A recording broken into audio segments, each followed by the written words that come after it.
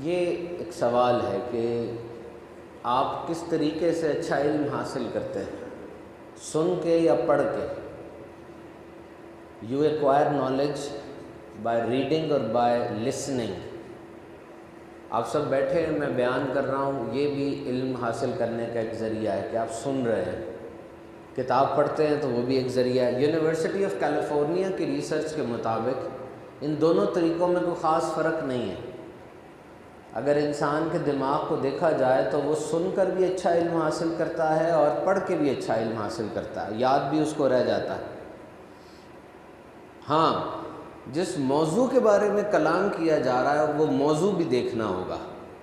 اگر کوئی حساب کی بات کی جا رہی ہے، فزکس کی بات کی جا رہی ہے، مشکل فارمولے لکھائے جا رہے ہیں، تو ظاہری بات ہے پھر کوئی استاد سامنے ہوگا، سنا رہا ہوگا تو زیادہ آسانی ہو جائے گی۔ اور جب ایک کلاس روم کا ماحول ہوتا ہے کہ استاد سامنے ہے تو اس کے بولنے کا انداز وہ بھی میٹر کرتا ہے۔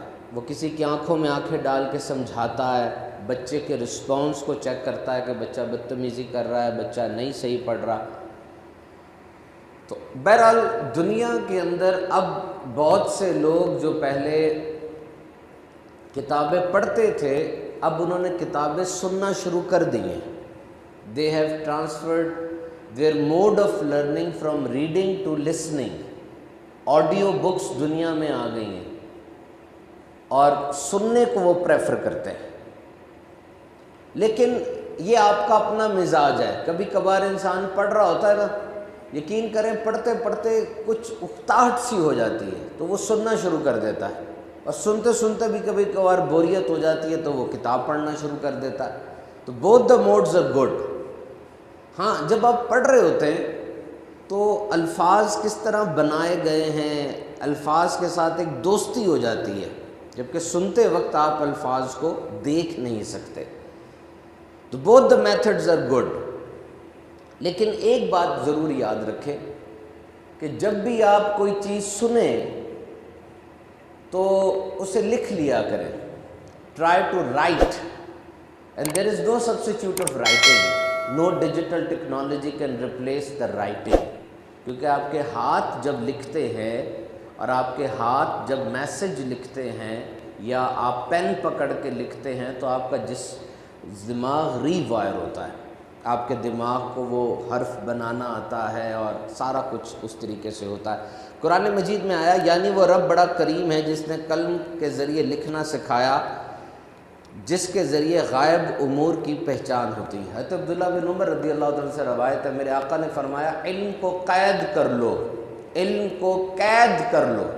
عرض کی یا رسول اللہ اسے قید کرنا کیا ہے؟ فرمایا علم کو لکھ لینا اسے قید کر لینا ہے۔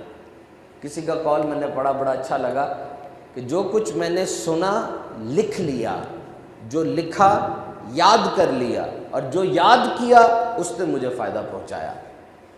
بڑے بڑے علماء جنہوں کو لاکھوں احادیث یاد تھیں، ان سے کسی نے پوچھا کہ یہ کیا وجہ ہے کہ آپ کو یہ یاد رہتی ہیں؟ تو وہ فرماتے ہیں کہ باقی وجوہات تو اپنی جگہ، لیکن ہم بار بار اس کو پڑھتے رہتے ہیں۔ تو اگر آپ کسی جگہ پر آئیں اور آ کر آپ کوئی چیز سنیں، اگر وہ چیز آپ کو پہلے سے آتی ہے تو سبق پکا ہو جائے گا آپ کا۔ اگر وہ نئی چیز ہے تو یہ نعمت ہے کہ نئی چیز سیکھنے کو آپ کو مل رہی ہے۔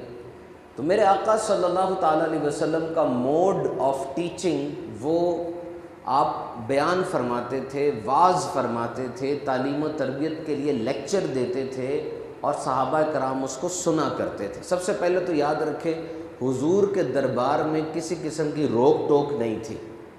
فقیر بھی آتے تھے، امیر بھی آتے تھے، غریب مسکین بھی آتے تھے، دولت مند بھی آتے تھے، اور وہ لوگ سوال کرتے تھے۔ اور اگر کوئی غریب مسکین سوال کرتا تھا، کسی امیر کو اس کو ٹوکنے کی جرت نہیں ہوتی تھی۔ اور اگر کوئی سوال لمبا کر دیتا یا کوئی ایسا سوال کرتا جس کا کوئی اتنا محل نہ ہوتا تو حضور اس کو بھی تحمل سے سنتے تھے اور دین اسلام کی تبلیغ اس کو کرتے، مسائل اس کو سمجھاتے اور سکھایا کرتے تھے۔